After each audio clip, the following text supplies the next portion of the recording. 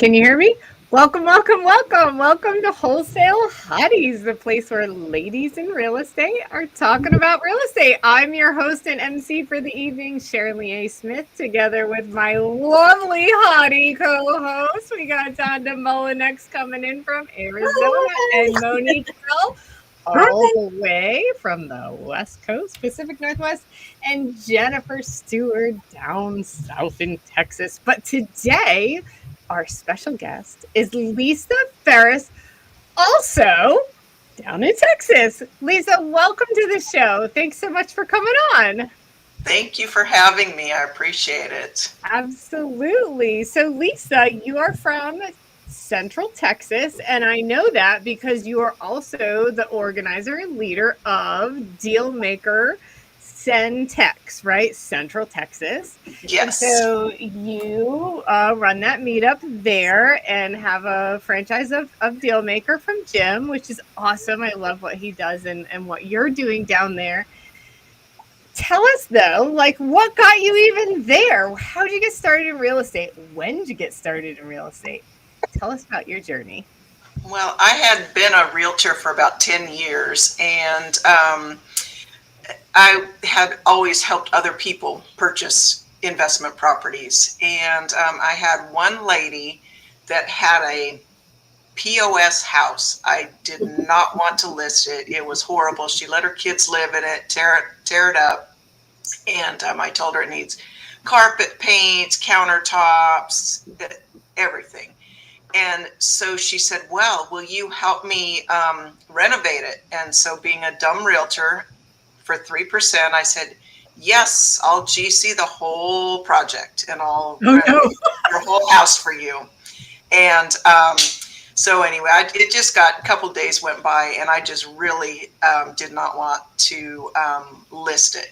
And I had recently just finished $1,000 Ron LeGrand course. Some of you may recognize that name, old school. Yes. So I talked to the lady and I said, would you sell the house to me? And she was like, sure. And we came to an agreement on a price. And I was like, yay, I'm buying a house, but I have no money. I didn't know what I was going to do.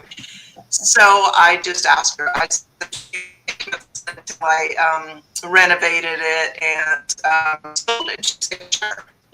And so I just wound up getting busy with real estate and wound up wholesaling it and made $17,000 on it, putting into probably 3 hours, 4 hours into it. And I was like, ooh, I like this. I want to do this again.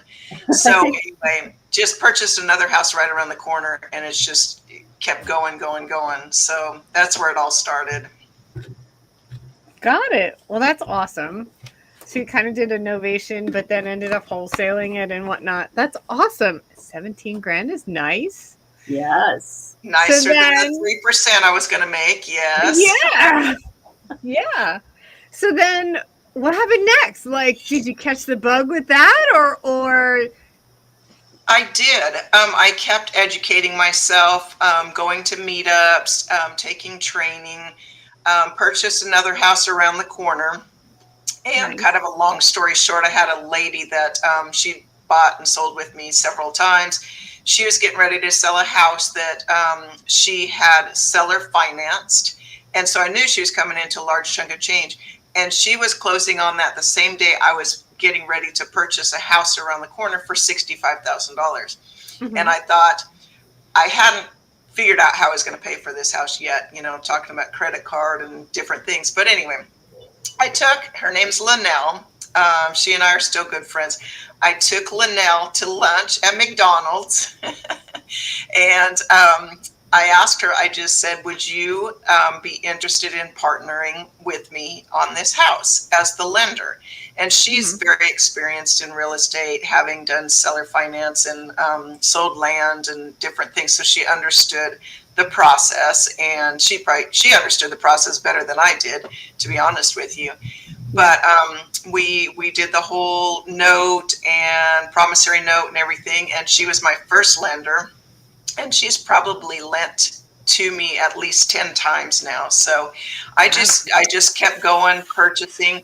I did eventually buy a vacation rental in Louisiana, and then we've got midterm, short-term, co-living, and then the vacation rental. So, and all of it's with, I've never spent a cent of my own money on it. It's all private money. Wow. Nice. Wow. What are you focusing on in the co-living space? Is it like student housing? Is it sober living? Is it just rent by the room, whoever shows up? Or yeah, it's rent by the room, and I didn't think it through much because it's very close to a military community, or it's next to Fort Hood, so very large military. So I thought, oh, a bunch of military people will probably rent it out, their buddies. Right. I wound up with a teacher, a gentleman that is here from Africa, and a sergeant in the Army. So it's just been a diverse group of people renting it out. But it's worked out really good. I kind of do that a little bit different than what others have told me that they do. It's a fully furnished house with two living room, 2 dining rooms. Everything is very nice, and they love it. They say they want to stay long term, and that's what I do. I do longer term leases. I want to do 12. I did start out with 6 just so that I could get people in there. But they will be long term. I don't want to have it midterm or anything like that. Yeah. A lot of people are doing that sober living and different, niche co-living properties. Yeah. And that's smart. Yeah. Yeah. Monique's got a sober living, and I was planning on doing like you, where it's a furnished but rent by the room, but more midterm, because I'm right by military base. Same idea, right? And I know years ago, I used to date a guy that was in the Army, and they would send him places for like 6 weeks at a time or 8 weeks at a time. So I know that they do that type of thing. Right. And so why not, right? And I'm also right by one of the major hospitals, and so again, I was figuring nurses, same idea. And I'm also right by the college, so and I'm like maybe grad students or adjunct professors or something like that. I don't know. Anyway, it sounds like you'd have a really good chance at keeping it rented up. Yeah. One would hope. We'll see. So, like, you did all this without any of your own money. Correct. Yeah, I was broke when I first started doing this, and it just evolved. And then Mark, my husband, he joined me in the business about 3 years ago, and actually when I was telling him about what I did when we first met, and I told him I buy houses without any money out of my pocket, he's like, "Is that legal?" So it doesn't sound like it, but we lend out of his 401k. So the funds that we do have, we lend. And part of the reason is I don't want to muddy the waters. Like, there's certain ways you can lend to yourself if you do it this way and you participated in that way. I didn't want any of that. It's we lend out those funds, and we borrow 100%. And when I say I borrow 100%, it is the purchase, the renovation, and the closing costs. And usually when I close, I get $50,000 to $70,000 deposited in my checking account on closing day. And that's my rehab money. So that's how I've done it for almost 10 years now. And they don't keep it back in the escrow account and make you do draws? What? I'll tell you why, because these aren't lenders. I have private money lenders that are not lenders. They're just people. My neighbor, my good friend Linnell, somebody that I had sold him probably 10 rental properties, became very good friends. He lends to me. So it's not like an institutional lender where you have the rules and nobody's checked my credit ever. I've never had anybody ask me how much my bank account, how many much I have for reserves, nothing, because these are just people that trust me and see what I'm doing. And also the visibility, I think, really helps too, because I'm very intentional about being on Facebook and posting, and people know what I do. I mean, Jennifer, even if you didn't know me, you know what I do, right? It's just I'm all over it, and I have people reach out to me. I see what you're doing. I want to help fund your next deal. And I'm like, all right, well, let me hustle and get my next deal then. Yeah. I love your book jacket. That is such a cool jacket that you got there. Thank Yeah, you. I love that too. Now that's not out yet though, right? But it's coming out. It's coming out, and it'll be out December the 5th. I'm getting ready to send out a pre copy to several people so that when it does launch, they can get in their launch week and give me a review on that. But I'm really excited about it, because I guess one thing that really frustrates me is, like, you get on these bigger Facebook groups, or I probably shouldn't name names, but I'm sure everybody knows them. You know, people get on there and they say, I saved $30,000 and I want to get in real estate. And then you've got the people, oh, well, keep saving, you know, forget it. You can't buy anything with 30,000, and just squashing their dreams. And I get on there and say, hey, I've bought almost 50 houses without 1 cent out of my pocket. It's possible. And they'll reach out to me and ask me how I do it. And it is 100% relational networking at these networking events that we go to, talking to people. I had my brother-in-law reach out to me the other day. He's known that I've done this for 10 years, and he says, what's your spiel? I said, what spiel? What are you talking about? And he said, about money. And I said, oh, sometimes we take on new lenders and allow them to get in on our deal and make, much better than average returns on it. And so talk to him quite a bit about that. And we love the way you put that. Sorry, I don't mean to interrupt you, but the way that you said that. Sometimes we take on new lenders. Sometimes we take on new lenders and we let them into our deal, so that it's now not. It's more of a partnership instead of like you're ingrained. You're like And I make it sound limiting. You know, it's if you're lucky, we might let you in our deals. Right. Rather than begging for money, you are positioning yourself in the place of opportunity. Authority. Well, and that is a good point too, because that's one thing that everybody in our group had talked about. They're like, I feel like I'm begging, I'm begging for money. And I said, no, that's mindset. Change your mindset.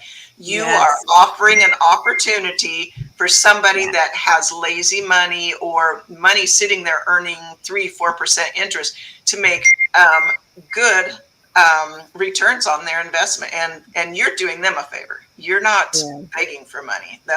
Once you change your mindset about that, then the money comes. Getting the deal is the hard part. The money comes very easily. I've had two deals. I'll tell you. It was last year, and could not find funding for them. And I text Jim Ingersoll. It was early one Sunday morning. I felt defeated. I just could not get funding for these. And here I am, miss, I can get funding for anything. So he tells me, first of all, he says, what are your goals? And I'm like, I don't have goals. And that day, the board's behind me. I put my goals up there. But he said, well, look at your deals and reanalyze them and tell me why you think you're not getting funding for them. I looked at both deals. They were not deals. In no way were they a good deal. And so I wasn't able to get funding. So when I tell people, I say, if you have a good deal, keyword good, funding comes. It's so easy. What do you consider a good deal, Lisa? Most lenders, it's my deals are 70% of after repair value minus the repairs, and that's it.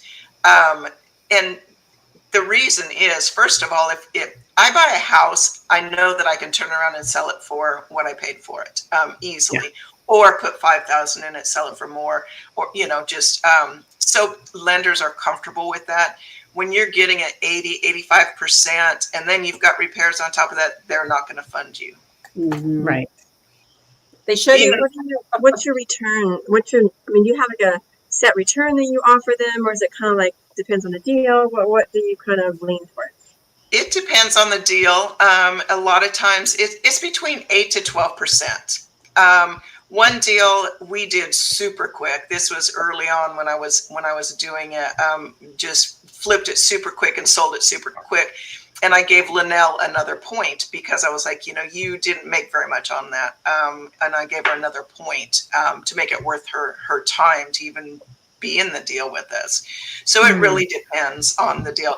I'm in one right now where I have partnered with the lender. And I'll go back. I don't partner with the lender. The lender is the lender, period. They don't pick colors, tell me what to do, nothing. I drive the train. So they're the lender. But I did partner with a lender on one of our last deals, and we're splitting it 50-50. And the deal was, I was getting ready to be married, just closed on 2 houses, and we had this one that we needed funding for. And I was just, I had no more brain left to even apply for the loan or do anything. So I talked to her, and she said she would definitely do it, but why do I want to do this? Because they would make a lot of money. I said, why do I care how much money you make? We're going to make good money on it. She's like, right. Good answer. Good answer. So anyway, I just like to be creative with stuff. And so the return is kind of, it depends on the deal, to answer your question. Long answer. I love that, what you said, though. I think so many times people have this mindset of they need all the money in the deal to come to them. And the reality is, man, if you get that scarcity mindset out of your mind and realize, okay, but I'm making this, that's good. And then they can make all that. And that's real good for them, too. And then everybody's making good money. Yes, everybody's winning.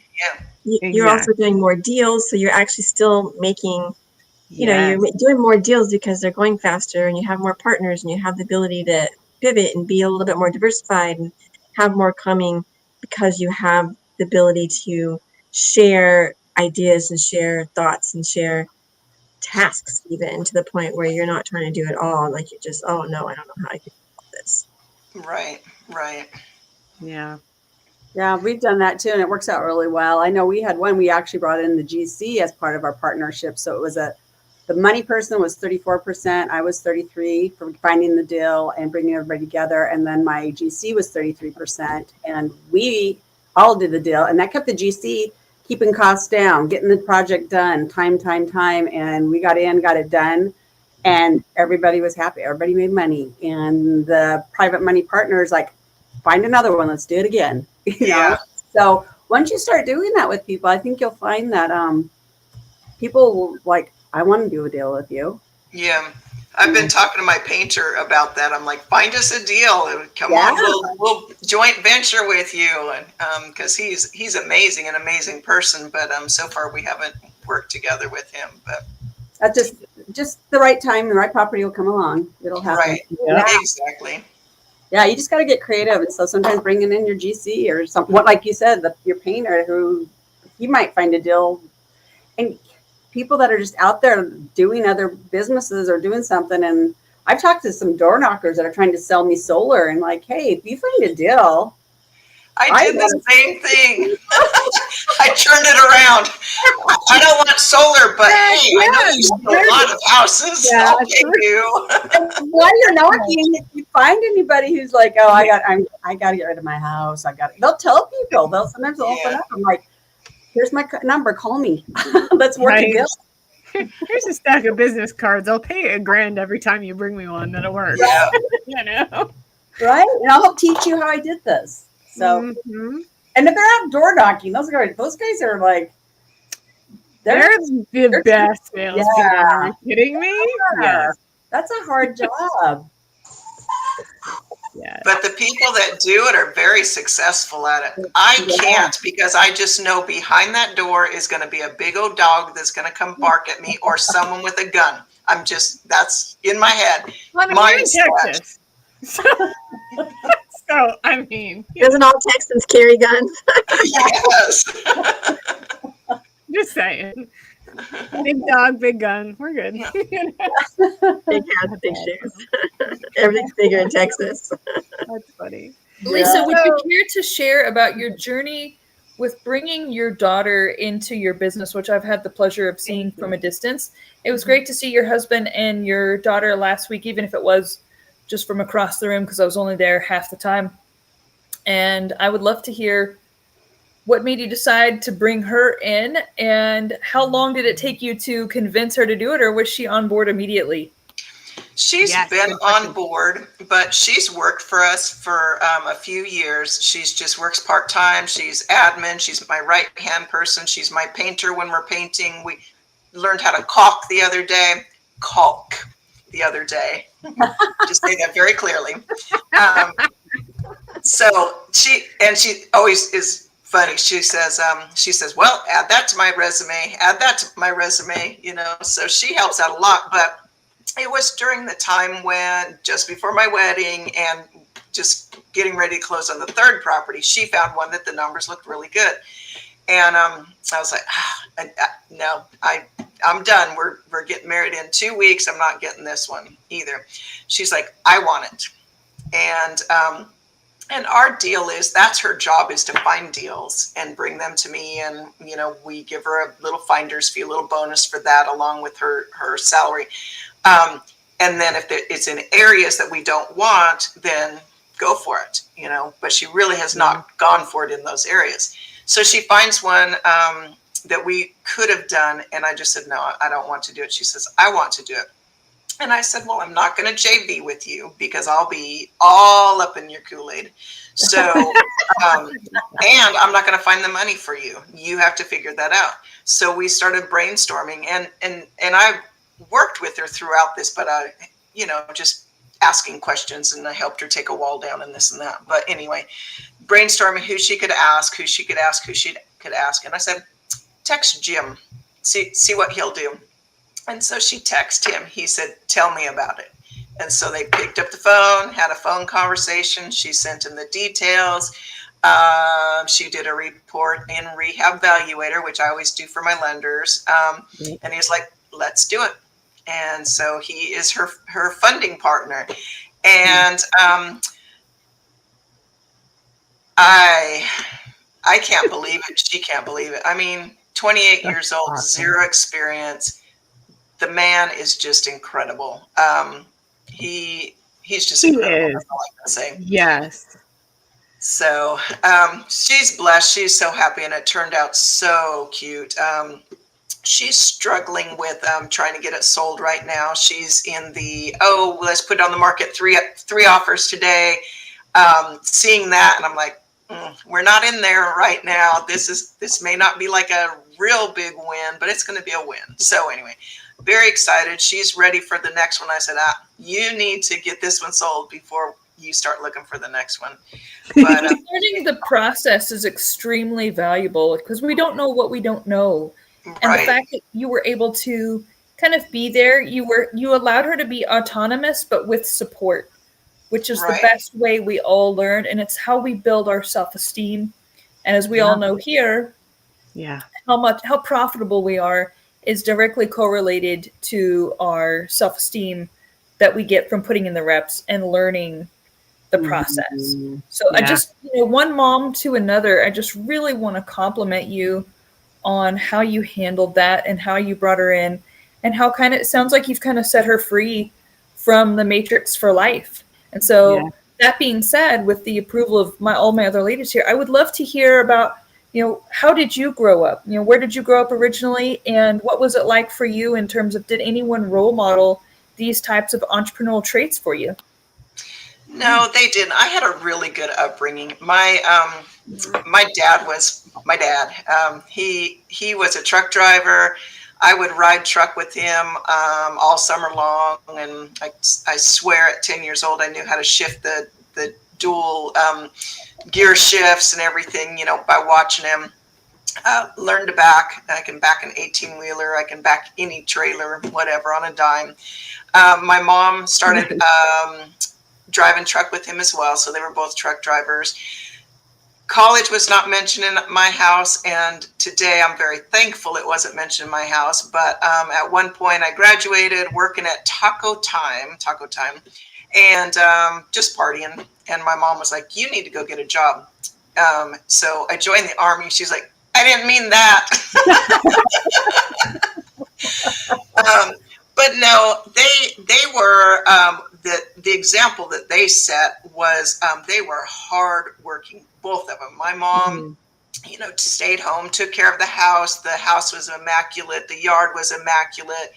We camped most weekends, rode motorcycles in the summer, snowmobiles in the winter. They gave me, you worked, you didn't just sit around doing nothing. You took care of yourself, and we always laughed. We had a good time. But they didn't teach.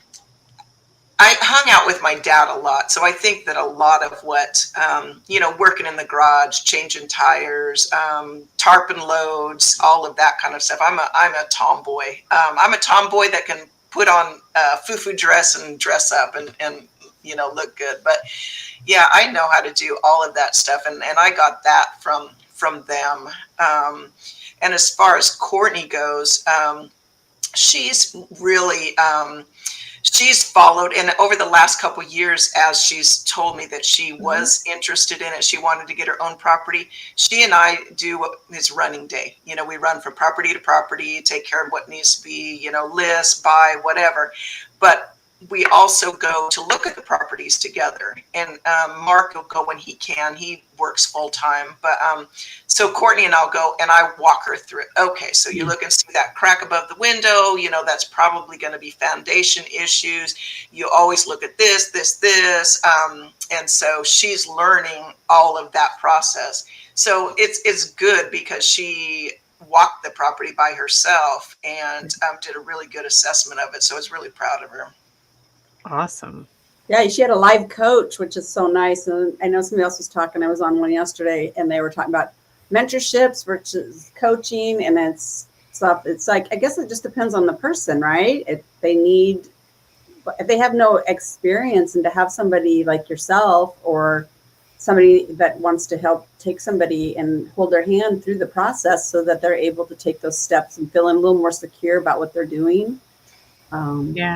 I think it's important. Yeah, it is really important because you don't know. And there's even things now, 10 years later, I'm like, something came up and add that to my checklist. I need to check that or I need to do that. I think I learn something new every single day in this business. I don't think you can ever just know it all. And if you do know it all, you're a know-it-all. You are beyond learning and you should always learn something. Yeah. Yeah. And sometimes you get too comfortable because you think you know it all and you've been through everything, that you miss something major and then you get yourself into trouble. Right. Yeah. Exactly. Yeah. Yeah. So people need to invest in themselves, wouldn't you say? They do. I think I am in a constant state of learning. I learn, I take education, I go to seminars. I think that is really, really important to always be learning. The other day I was, we're sitting on the couch and I'm reading some book on construction or whatever, trying to get my contractor scope of work dialed in because we were having a little bit of issues with some contractors or whatever. And I thought to myself, I said, I cannot remember when I read a fiction book, fiction in ages, just something like that. But I'm always doing something to better myself and to learn. Although a good smut book every once in a while would be good too. Sometimes your brain just wants to shut down. You're just like, I gotta get out. I'm going over here. Yeah. And now back to what you're talking about, your parents trucking. Trucking, from what I understand, is a 6-figure a year job now for most folks. And if you've got husband and wife trucking together, we're talking about $200K a year, which can be a great place to, kind of build up cash for investing, right? I know you're doing it without your own cash. Yeah, no, back then it was not as lucrative, and they own their own company. So driving together, it's still the same job, the same income. Oh yeah. Yeah. So she did drive the truck, but they were also just they call it sleeper team. They drive together, but no 200,000 back when I was a kid. Trust me. There was no big bucks back then. Well, that's what I was pointing out was the contrast is now it's like this. First off, it's a really hard job. Okay. Anyone who's going on long road trips like we do, it's really just us and the truckers out there whenever we go in off season. So I have so much respect. We live truck stop to truck stop whenever we travel on our long multi-month road trips. And you really do live truck stop to truck stop, and they're just working. You know what I mean? They're just working, and you hear the number called for the shower, and my kids are first time like, what does that mean?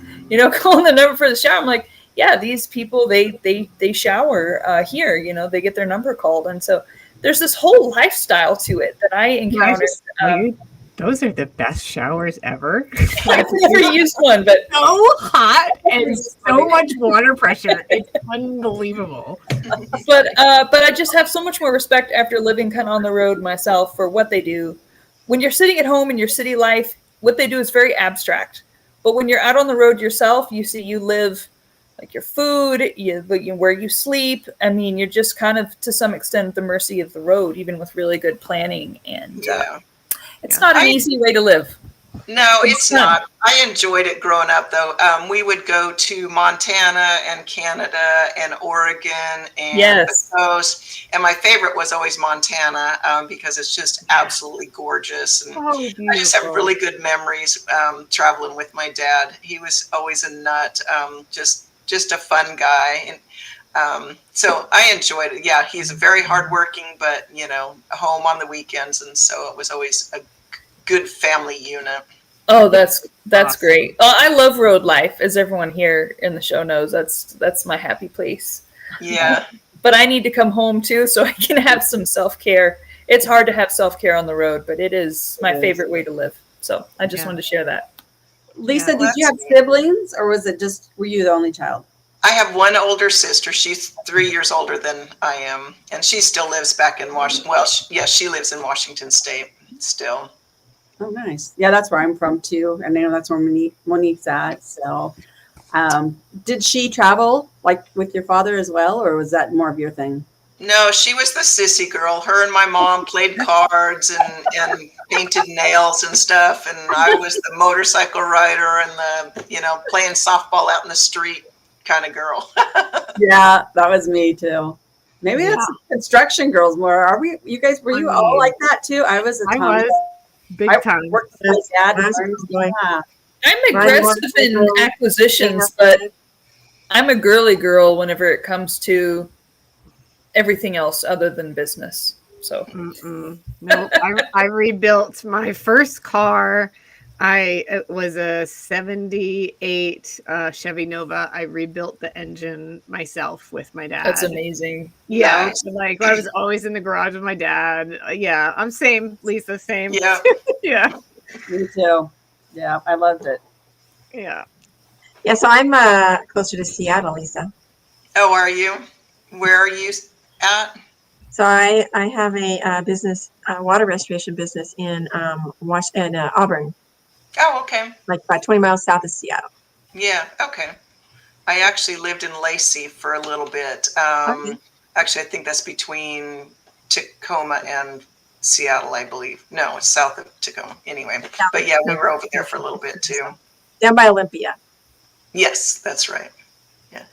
And Lisa, do you look for local lenders, or do you look for lenders from coast to coast? Coast to coast. I don't discriminate. Whoever wants to give me money. Right, money's money. Who discriminates with that?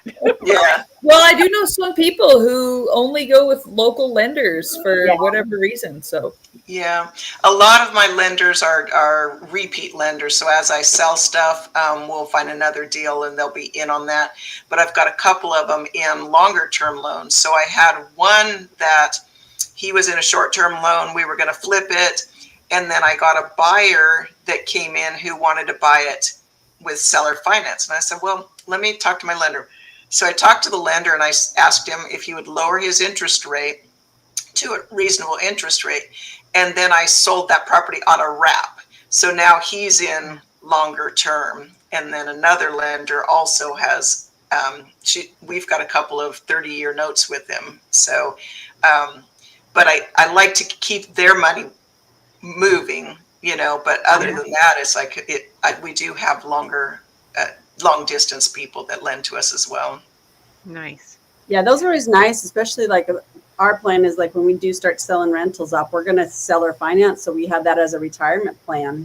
It's going to be our monthly income that comes in. And so. Exactly.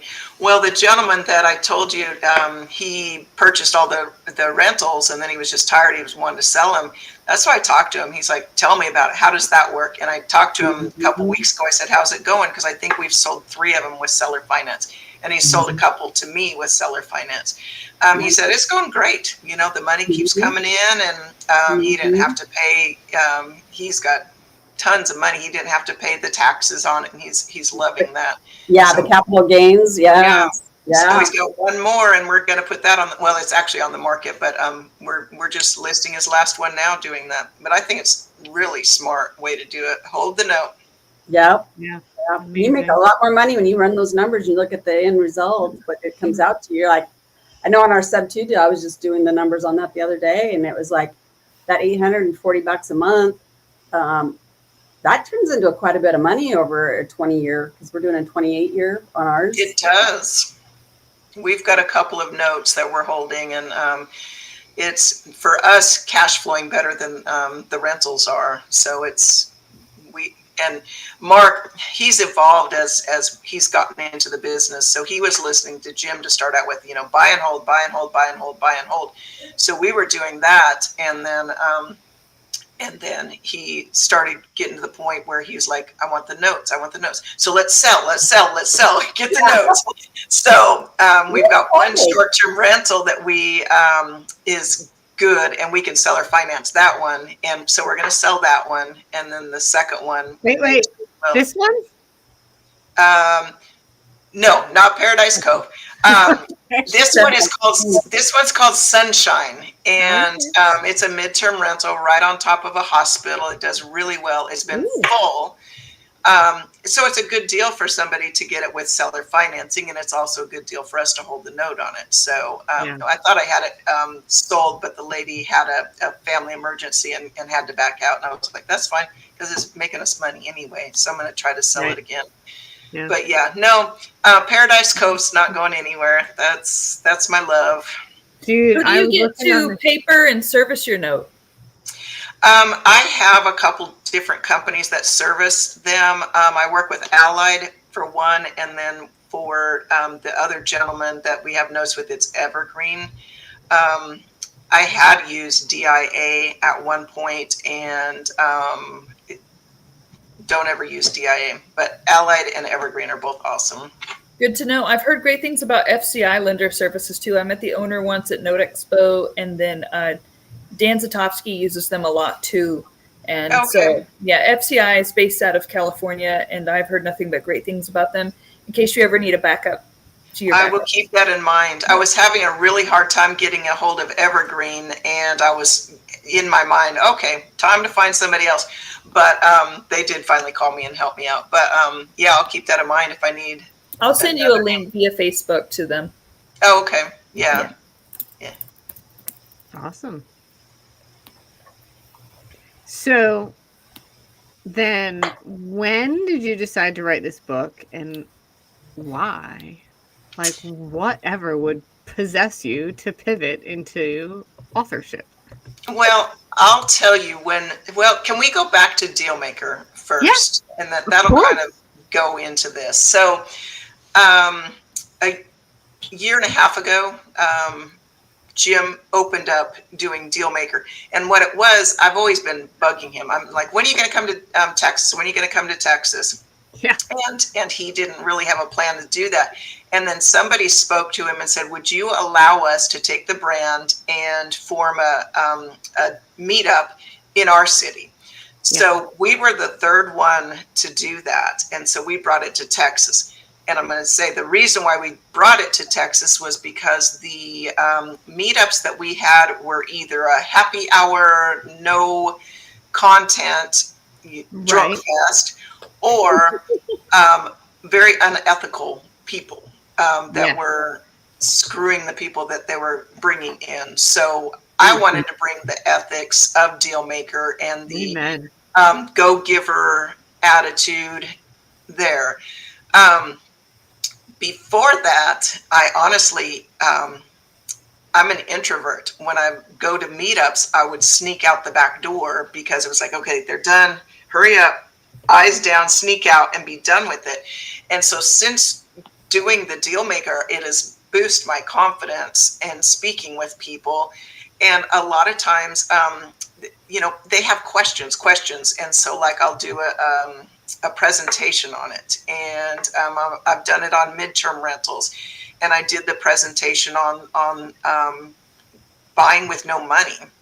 And like I said, it's just an hour you cannot get the information out there. That's a tease, you give a little bit of information and not enough. So I decided to go ahead and just start writing. And as I'm writing, in my head, more of maybe a newsletter is what I had in mind. You just start writing and thoughts and ideas. It just evolved into a book.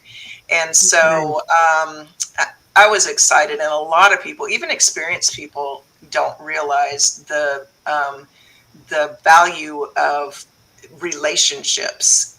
And that's 100% of how I get all of my money is, and I pay people back. That's another big one. But that's why I wrote the book. It just has, I'm an educator at heart. And I've always done that. Even in the real estate offices, I would do training for the other agents. And I've just always been that way. And I like to give. And that's kind of the fun thing about this Dealmaker is they say, you guys put out so much information while everybody's like holding everything close to heart. Oh, I'm not going to tell you. I'm not going to tell you that. You tell us everything and we're your competition. I'm like, that's just the way. I don't believe in that. I believe what you put out comes back tenfold. Yes. I believe if I help you, it's going to come back to me, Yeah. And so that's why I wrote the book, and I'm going to continue doing educational pieces as well. I just think it's something that people are not talking about out there. I love it. I can't wait to buy your book and give it to some of my clients and put it in some stockings. So I hope they're not too big. Is it going to be on Amazon? Are we going to be able to order it? I'd like to order it. Will it be on Amazon? Are you going to have it there? It'll be on Amazon. I'll get Jennifer the link so that she can pass it out to you ladies. Oh, that'd be great. Yeah, no, that'd be really, really great. Because everybody, I don't know one person, like if you were standing in front of an audience of 300 people, even 1,000 people, and you said, raise your hand if you don't need this book. Nobody would raise their hand. Right. They should know. Yeah. Good point.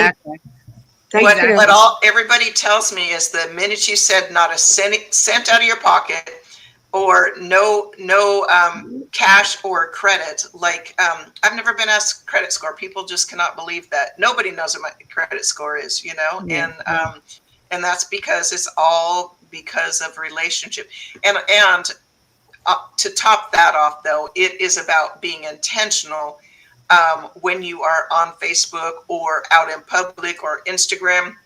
Let people know what you do. As a realtor, they used to call it an undercover agent. Don't be an undercover agent. Be intentional, be out there, and not salesy. I've never done the salesy thing. Hi, if you're interested in buying and selling real estate, my name is Lisa Jay, blah, blah, blah. I've never done that. It's always been a roundabout way of saying, this is what I do. And that's what I do with buying and selling houses also. You know, I let people know that we take on lenders. I let people know we're looking to buy houses. I let people know that, you know, bring me a house and we can work together. But that's just how I do it. I So, love it. Lisa, what would be a tip for somebody that's just wanting to get started in real estate, and how would you suggest they meet maybe their first private money lender, like yourself? I mean, because typically when you go to your family members, they're not really, like you said, your brother-in-law, it took 10 years for him to reach out to you. So yeah. And I've never talked to any of our relatives, Mark's or ours, unless they bring it up to us. They just don't. That's not what I want to do. Honestly, if they just want to get into real estate and don't have any experience, I think they need to find a mentor first. They need to learn what they need to do before they go out there taking money from people. Amen. Or partner with the lender and do it together. That way they're both a part of the decision making, but they need to get some experience first. And Courtney, yes, she was lucky because Jim does know that she can rely on me and lean on me, although she didn't have to for hardly anything.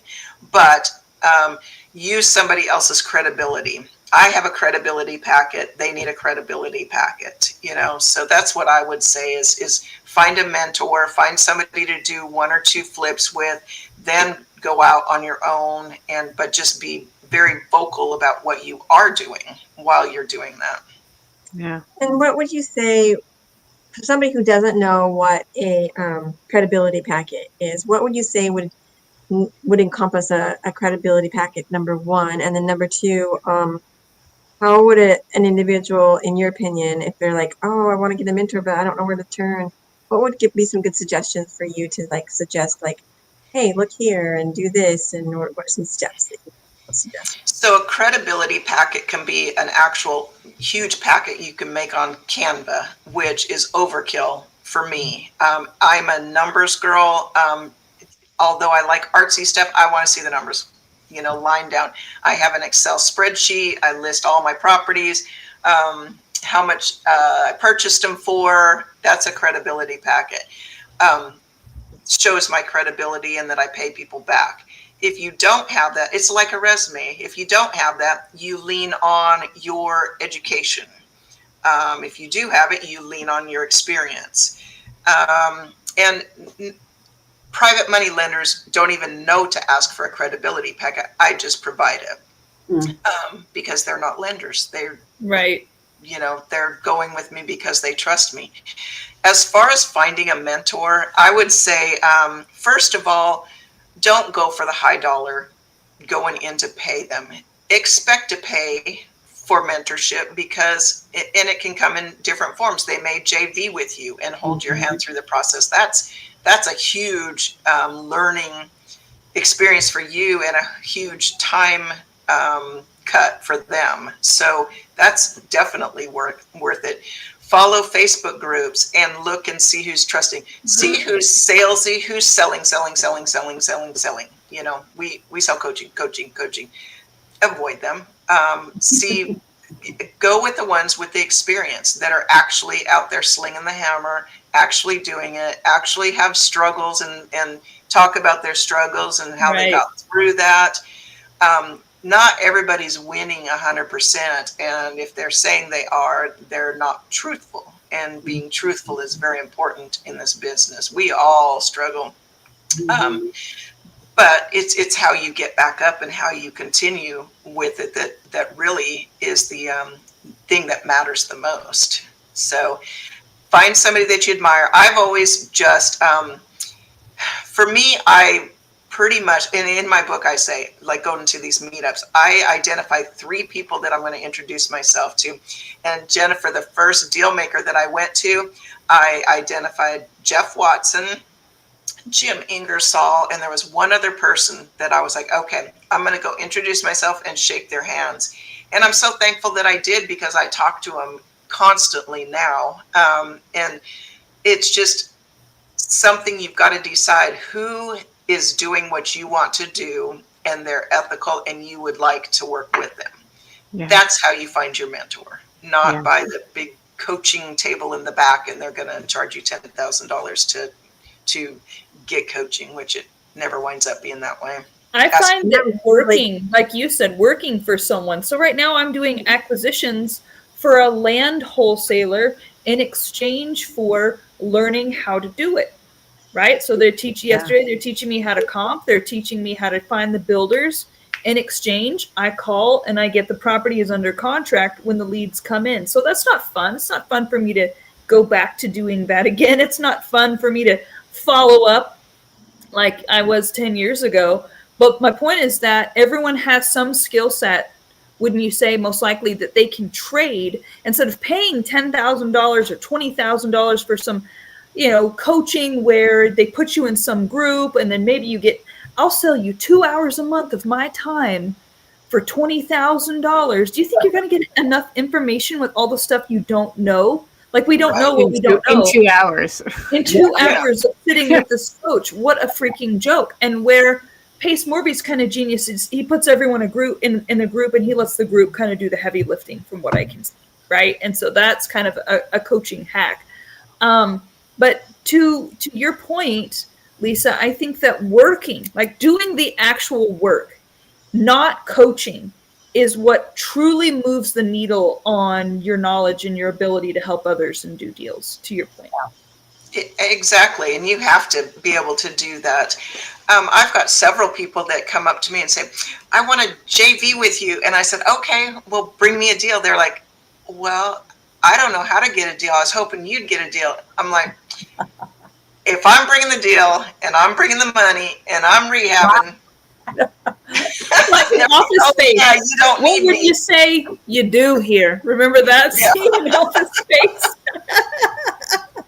You made a very good point too. You're in a room full of people who invest, and you limited it. I'm going to take 3 people, and you even admitted you like squirrel out the back door, but you picked 3 people, and those are the people you're going to introduce yourself to, and you had conversations with them, built relationships, and then from that grew. On top of the fact that you mentioned JV, which maybe people don't know, that's a joint venture agreement, meaning bring something to me, then JV with me, bring me into the deal so that I can teach you what to do, basically. So you're brought into a deal. You're basically getting paid like a coach, but you're getting paid into the deal type of thing.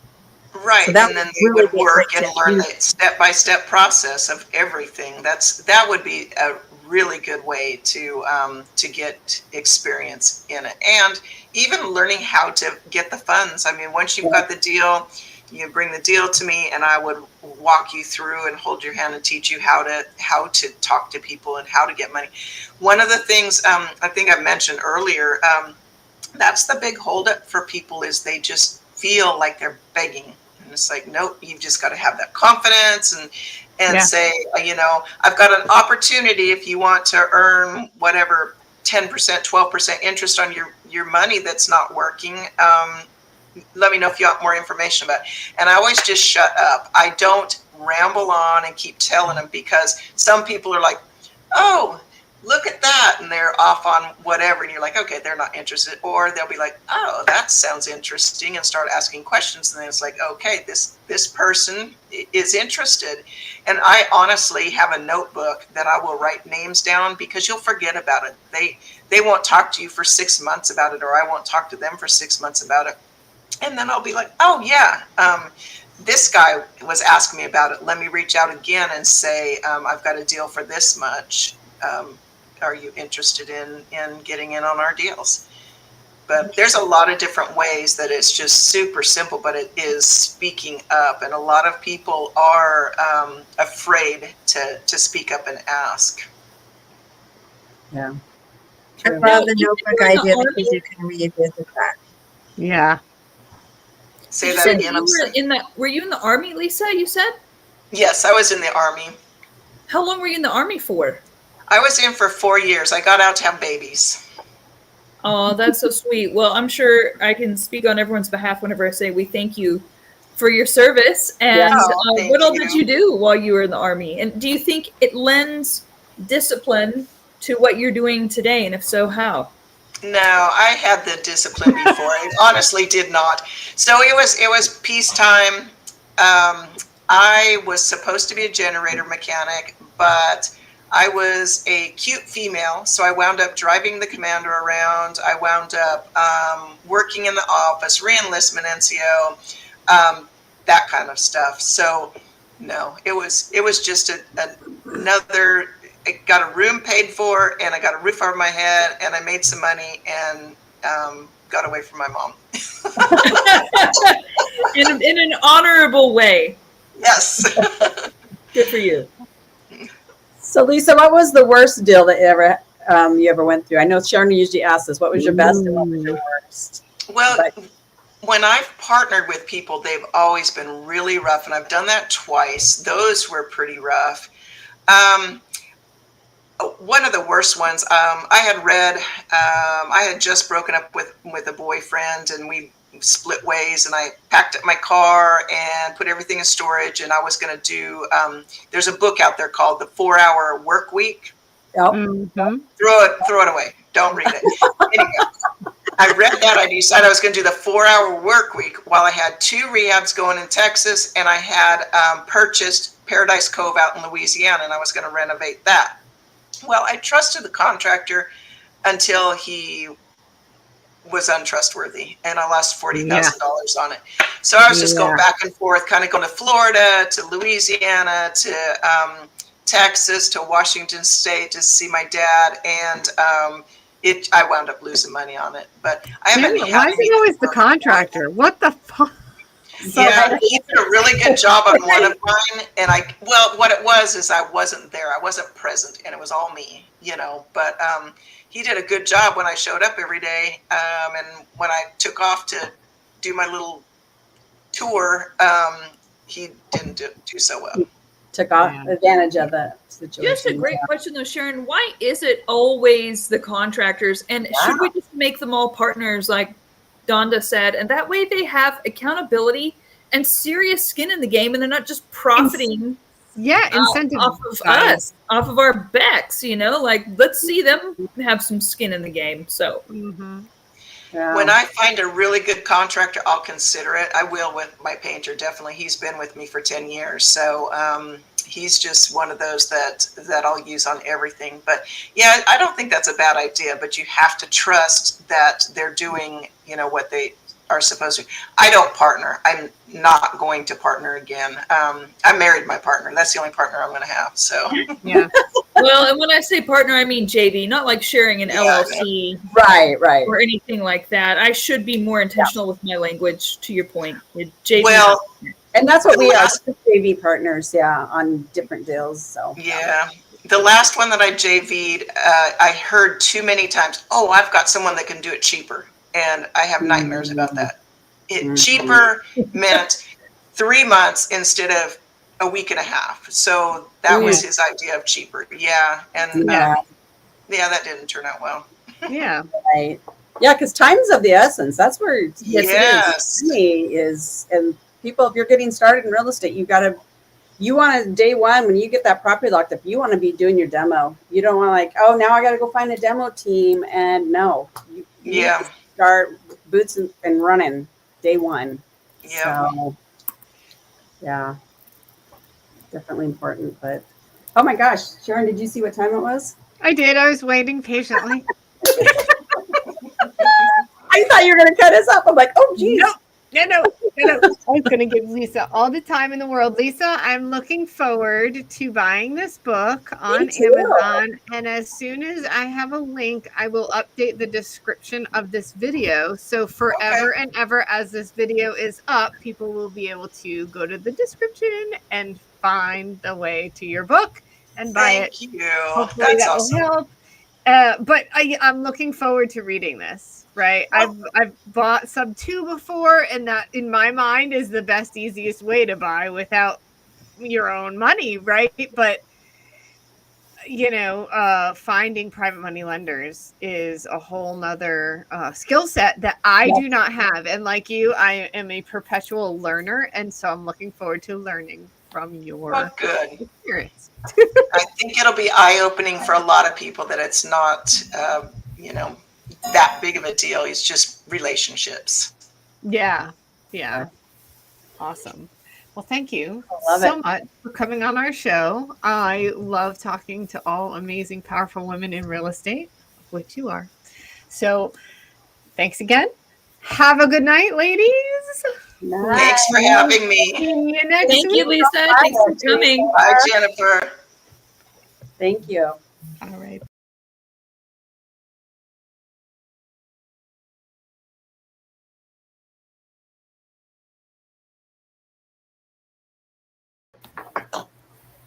Yay! Hey, that was That good. was a good show. Every time I watch, I'm like, that's so good. I need to go back and start watching some of our old ones because they're just